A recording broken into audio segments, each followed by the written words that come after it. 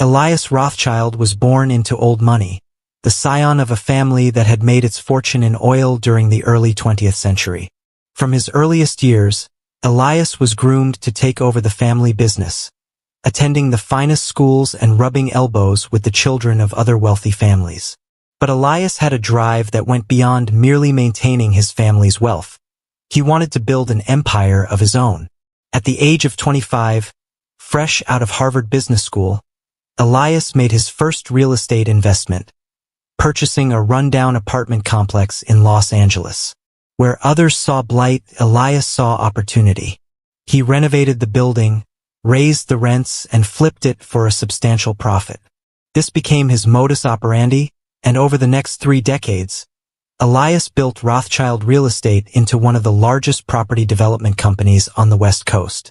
Elias's business acumen was matched only by his ruthlessness. He became known for his aggressive tactics, often buying out small property owners through a combination of lucrative offers and thinly veiled threats. His employees feared and respected him in equal measure, knowing that he demanded nothing short of perfection. As Elias's wealth grew, so did his appetite for the finer things in life. He collected rare wines, drove the latest luxury cars, and divided his time between a Bel Air mansion and a beachfront villa in Malibu. But despite all his success, Elias found himself increasingly lonely as he entered his 6th decade. His first marriage, to Vivian Astor, had ended in a bitter divorce after 10 years, with Vivian citing Elias's workaholic tendencies and emotional unavailability as reasons for the split. A second marriage, to former model Adriana Kovich, lasted barely 2 years before ending in another costly divorce. After that, Elias swore off marriage, preferring instead to date a string of younger women who were attracted to his wealth and power. It was during this period that Elias discovered the world of sugar dating. Here, he found an arrangement that suited him perfectly. Young, beautiful women who were willing to provide companionship and intimacy in exchange for financial support. Elias cycled through several sugar babies, never letting any of them get too close, always maintaining control of the relationship through his wealth. But as Elias approached his 60th birthday, he began to feel the weight of his years more acutely. He looked in the mirror and saw a man who had achieved everything he had ever wanted in his professional life, but whose personal life was empty. He longed for a deeper connection, for someone who could make him feel young again. It was in this state of mind that Elias Rothschild first laid eyes on Zara Fontaine. The moment he saw her, young, beautiful, with a spark of ambition in her eyes, he knew he had to have her.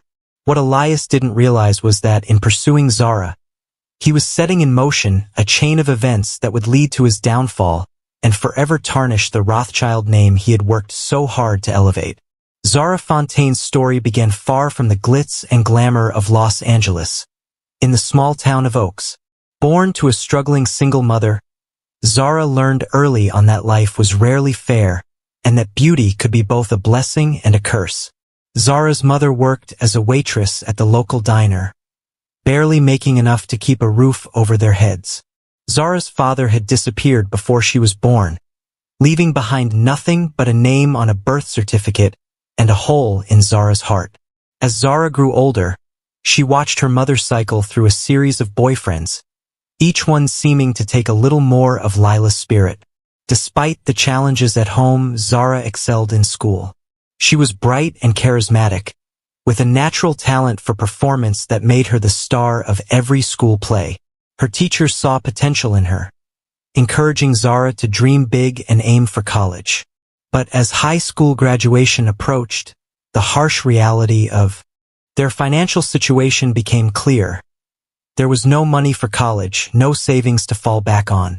Determined to escape the cycle of poverty she had grown up in, Zara made a bold decision. With nothing but a backpack full of clothes and the money she had saved from her part-time job at the local movie theater, she boarded a bus to Los Angeles, dreams of stardom filling her head. The City of Angels, however, proved to be far less welcoming than Zara had imagined. She quickly discovered that thousands of other young women shared her dreams, all competing for the same limited opportunities. Zara found work as a waitress, just like her mother. But the meager pay barely covered the rent for the tiny studio apartment she shared with two other aspiring actresses. As weeks turned into months with no big break in sight, Zara's optimism began to fade. She was on the verge of giving up and returning to Oak Ridge when a chance encounter changed everything. At the upscale restaurant where she worked, Zara served a table of young women who seemed to exude wealth and confidence. As she cleared their plates, she overheard them discussing their arrangement and the gifts they had received from their daddies. Intrigued and desperate for a way out of her financial troubles, Zara struck up a conversation with one of the women after her shift. The woman, Destiny, introduced Zara to the world of sugar dating. She explained how young, attractive women could meet wealthy older men who would provide financial support in exchange for companionship. At first, Zara was hesitant. It felt too much like the life her mother had lived, dependent on men for survival. But as Destiny showed her the designer clothes, the luxury apartments, and the opportunities that came with being a sugar baby, Zara's reservations began to crumble. With Destiny's help, Zara created a profile on an exclusive sugar dating website. She chose her most flattering photos, crafted a witty bio, and waited. Within days, her inbox was flooded with messages from potential sugar daddies. But one message stood out from the rest. An invitation to attend a charity gala as the guest of one Elias Rothschild. Little did Zara know that accepting that invitation would set her on a path that would end in tragedy, forever altering the course of her young life. The hotel ballroom glittered with chandeliers and the jewels of Los Angeles' elite on the night Zara Fontaine and Elias Rothschild first met. Zara, dressed in a borrowed gown and feeling out of her depth, scanned the room nervously until her eyes locked with those of a distinguished older man making his way toward her. "Elias, I presume?" Zara's voice trembled slightly as she extended her hand. Elias took it, his grip firm and confident. "The pleasure is all mine, Miss Fontaine." He guided her into the ballroom with a gentle hand on the small of her back, and Zara felt a shiver run through her body. Whether from excitement or apprehension, she couldn't tell. As the evening progressed, Zara found herself captivated by Elias. He was charming, witty, and seemed genuinely interested in her aspirations. When she mentioned her struggles to break into acting, Elias's eyes lit up. "I have connections in the industry," he said. "Perhaps I could make a few introductions." By the end of the night, Zara's head was spinning. Not just from the champagne but from the possibilities Elias represented. When he invited her to dinner the following evening, she accepted without hesitation. Their courtship, if it could be called that, moved at a whirlwind pace. Elias wasted no time in showering Zara with gifts and experiences she had only dreamed of. A week after their first meeting, he presented her with a key to a luxury apartment in West Hollywood. "You need a proper place to live if you're going to pursue your career," he explained as Zara stared in disbelief at the spacious, sunlit rooms. Designer clothes filled her new closet, and a gleaming sports car sat in her designated parking spot. And Elias's Black American Express card found its way into her wallet for emergencies. Zara felt as though she had stepped into a fairy tale, with Elias as her fairy godfather, granting her every wish. But fairy tales often have a dark side, and Zara would soon discover the price of Elias's generosity. With each gift, each opportunity he provided, the invisible strings binding her to him grew stronger. Elias began to dictate her schedule, insisting she be available whenever he called. He questioned her friendships, particularly with young men, his jealousy thinly veiled behind concerns for her reputation. Zara, intoxicated by her new lifestyle and grateful for Elias's support, initially brushed off these red flags. It wasn't until much later that she would realize the true cost of allowing Elias Rothschild into her life. For the first few months, Zara Fontaine felt as though she was living a dream. Elias Rothschild opened doors she never imagined possible, introducing her to influential people in the entertainment industry and bankrolling her acting classes at the prestigious Theatre and Film Institute. Their first major trip together was to Paris, where Elias booked the royal suite at the Ritz. Zara, who had never been outside of the United States, was overwhelmed by the luxury and history surrounding her. As they strolled along the Seine, Elias surprised her with a Cartier love bracelet, deftly locking it around her wrist. "This is a symbol of our connection, my dear," he murmured, his eyes intense. "I hope you'll never take it off." From Paris, they jetted to the Maldives, where they spent lazy days in an overwater bungalow. Zara marveled at the crystal-clear waters and the schools of colorful fish swimming beneath their glass floor. In the evenings, as they dined on freshly caught seafood, Elias regaled her with stories of his business triumphs, and Zara found herself drawn into his world of power and high-stakes negotiations. Back in Los Angeles, Zara's transformation continued. Gone was the small-town girl from Oregon. In her place stood a polished, sophisticated young woman who turned heads wherever she went. Elias delighted in showing her off at industry events, proudly introducing her as "my Zara" to his business associates and friends. For Zara, the attention was intoxicating. She began to rely on Elias not just for financial support but for emotional validation as well. His approval became paramount, his disappointment devastating. When she landed her first small role in a television series, it was Elias she called first, eager to hear his praise. As for Elias, he found himself becoming increasingly possessive of Zara.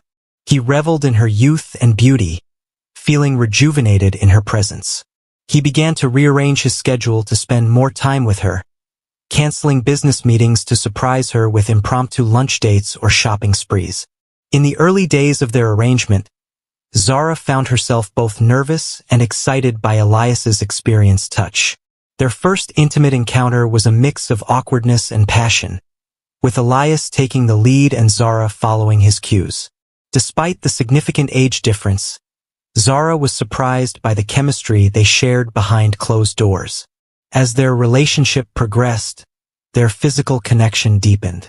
Elias prided himself on his ability to please Zara, lavishing her with attention and affection in the bedroom.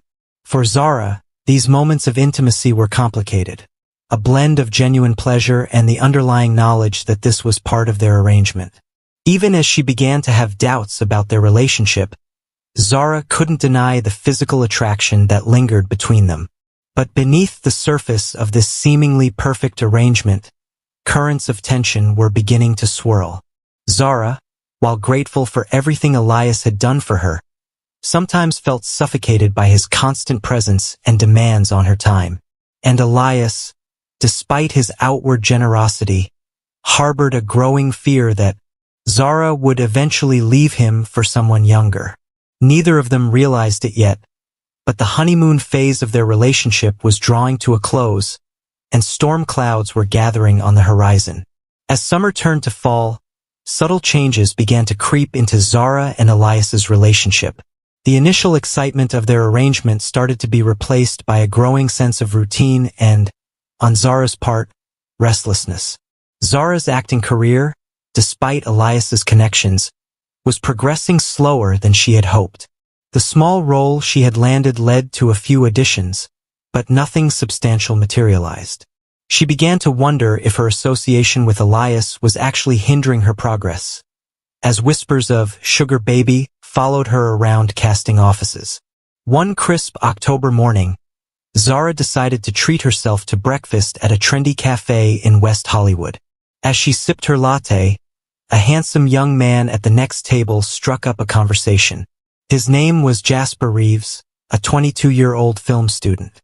Jasper's easy charm and shared passion for cinema drew Zara in, and before she knew it, hours had passed in animated discussion.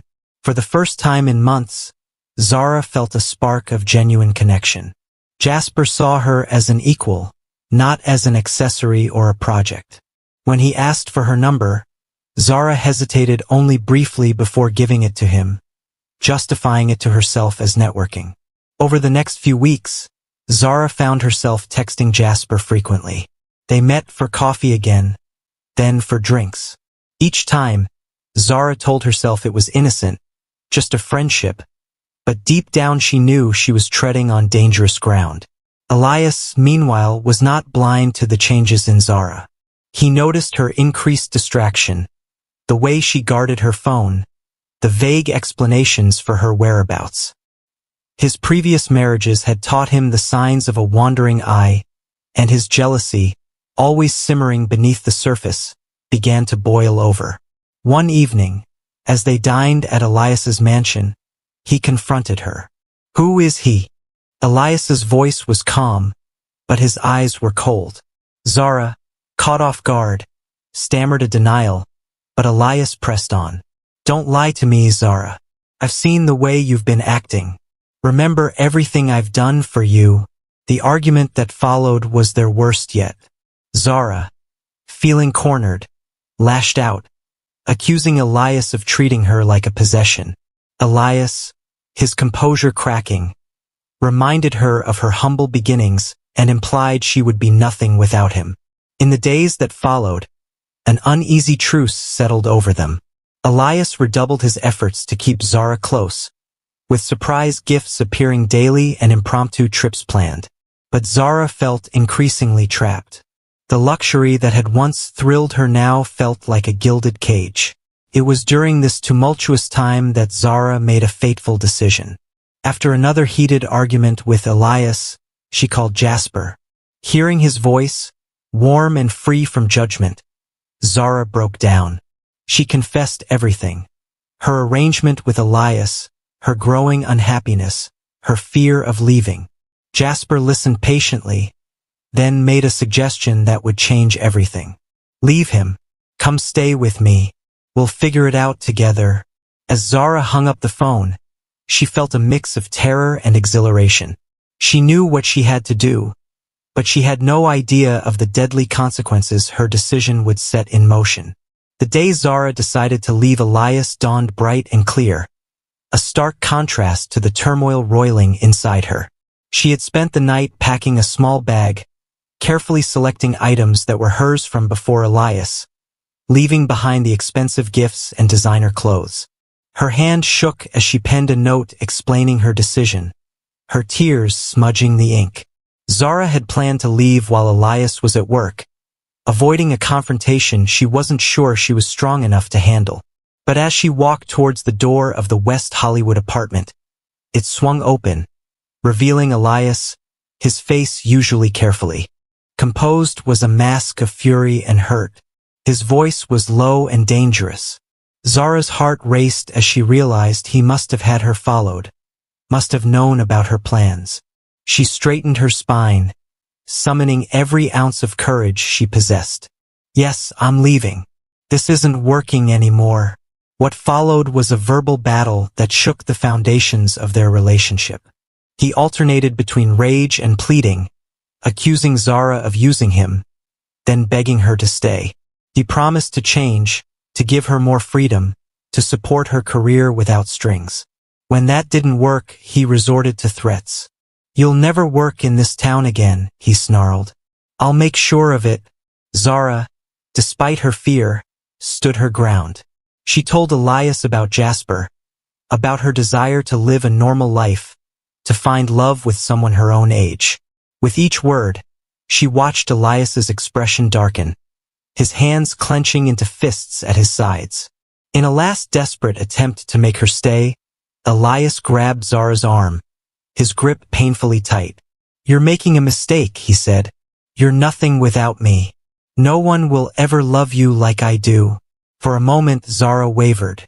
The fear of the unknown, of losing everything she had gained, nearly overwhelmed her.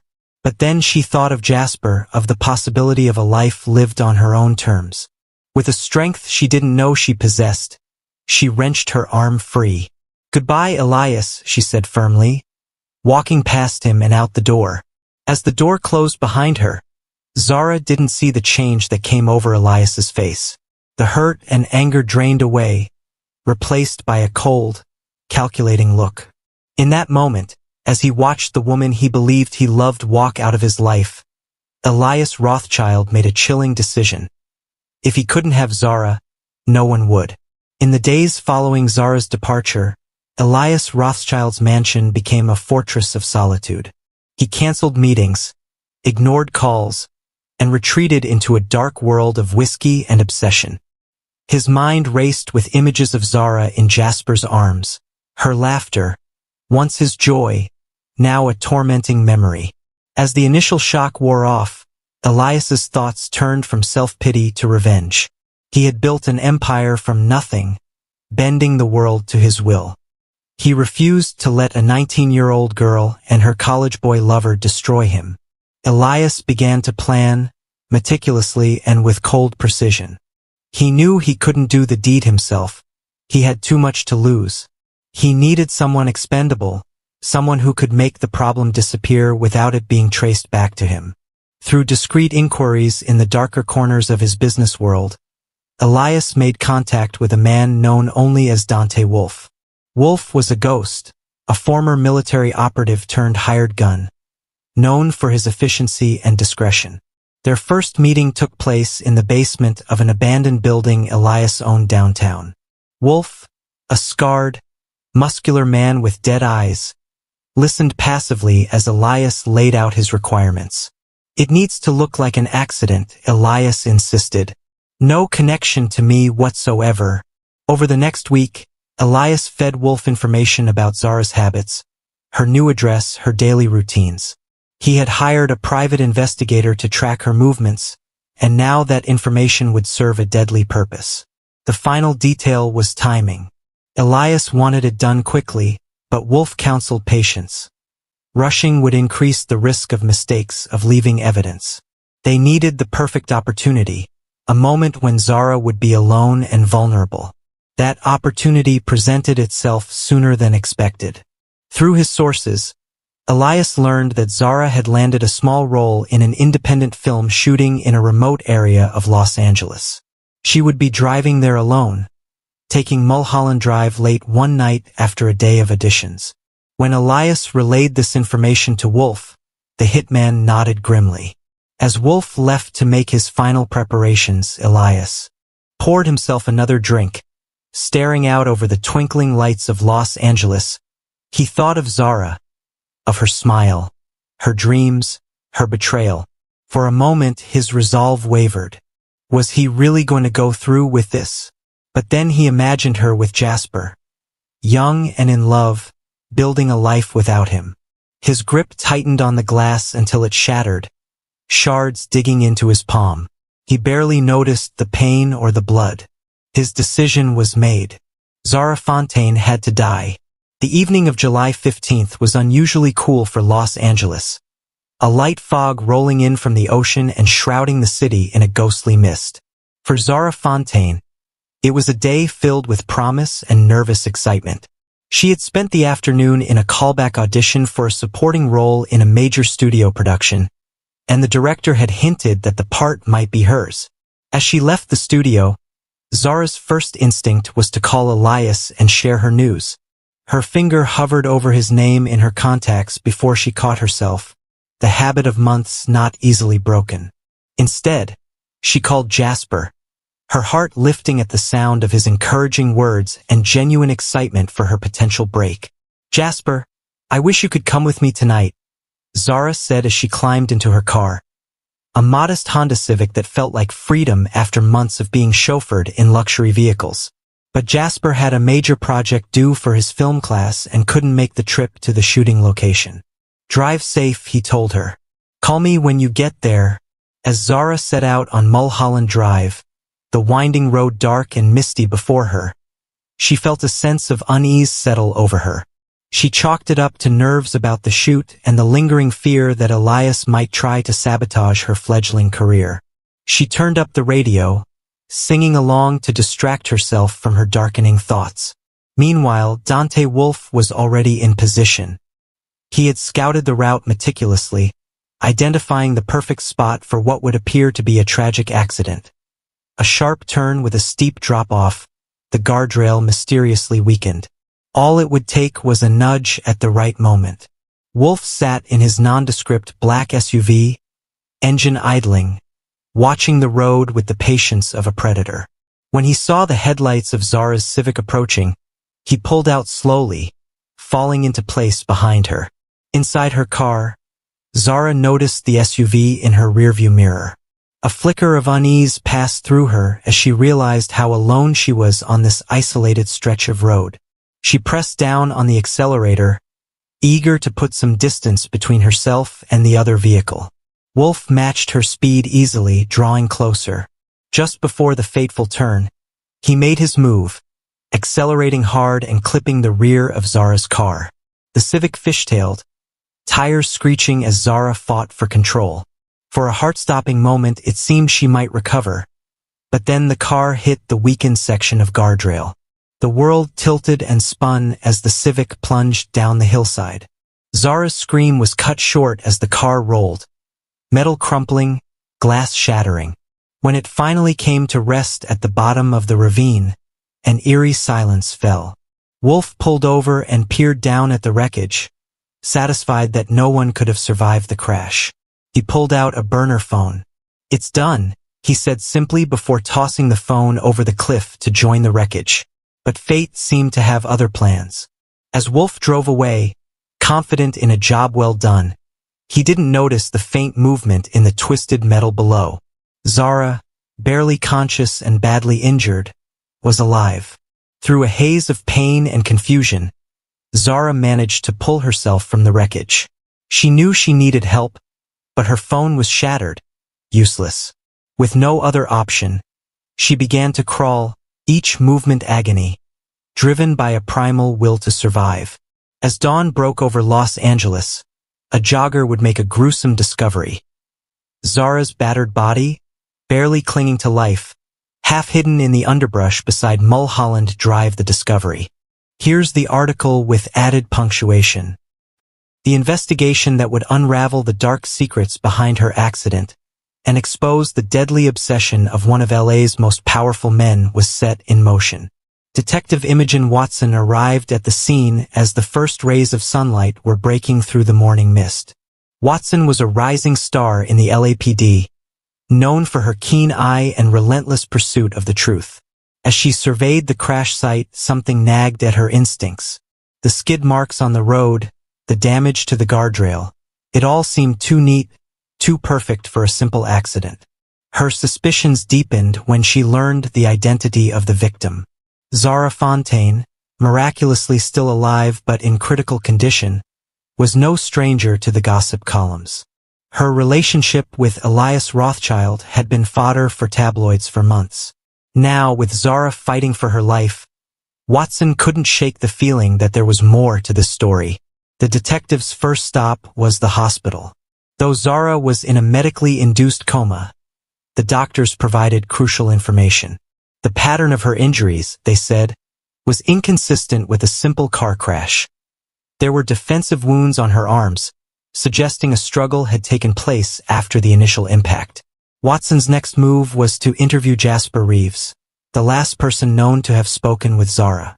The young film student was distraught, blaming himself for not accompanying her on the drive. He revealed Zara's fears about Elias, her concerns that he might try to harm her career after she left him. Armed with this information, Watson turned her attention to Elias Rothschild. The mogul presented a calm facade when questioned, expressing shock and sadness at Zara's accident. But Watson noticed the way his hands clenched, the flicker of something dark behind his eyes when he spoke Zara's name. As the investigation progressed, Watson and her team uncovered a trail of evidence. Cell phone records placed Elias near Mulholland Drive on the night of the crash, despite his claim of being home all evening. Financial records revealed a large, unexplained withdrawal from one of his offshore accounts days before the incident. But the real break in the case came from an unexpected source. A small-time drug dealer, arrested in an unrelated case, offered information in exchange for leniency. He claimed to have overheard a conversation in a bar about a hit ordered by a wealthy man on his younger girlfriend. The description he provided of the supposed hitman matched that of Dante Wolf, a name known to law enforcement but never before linked to any specific crime. With this new lead, Watson's investigation kicked into high gear. She delved into Wolf's background, tracing his movements in the days leading up to Zara's accident. Surveillance footage from a gas station near the crash site showed an SUV matching the description of Wolf's vehicle. As the pieces began to fall into place, Watson felt the familiar rush of a case breaking open. But she knew that connecting the dots between a notorious hitman, a wealthy real estate mogul, and the young woman fighting for her life in the hospital would require more than circumstantial evidence. She needed hard proof, and she needed Zara to wake up and tell her side of the story. The breakthrough in the case came 3 weeks after the crash, when Zara Fontaine finally emerged from her coma. Detective Watson was at her bedside within hours, gently coaxing out the young woman's recollections of that fateful night. Zara's testimony proved to be the missing piece of the puzzle. She remembered the black SUV following her, the deliberate collision that sent her car over the edge. Armed with Zara's statement, Watson moved swiftly. A warrant was issued for Dante Wolf's arrest, and a SWAT team apprehended him at a safe house in the desert. Under intense interrogation, Wolf finally cracked, revealing the details of his arrangement with Elias Rothschild. Wolf's confession led to a raid on Elias's mansion. There, hidden in a secret safe, detectives found damning evidence. Detailed plans of Zara's route the night of the crash, correspondence with Wolf, and financial records of the payment for the hit. Elias was sentenced to life in prison without the possibility of parole. Dante Wolf, in exchange for his testimony, received a reduced sentence of 25 years. Zara, still recovering from her injuries, found solace in Jasper's unwavering support and the knowledge that justice had been served.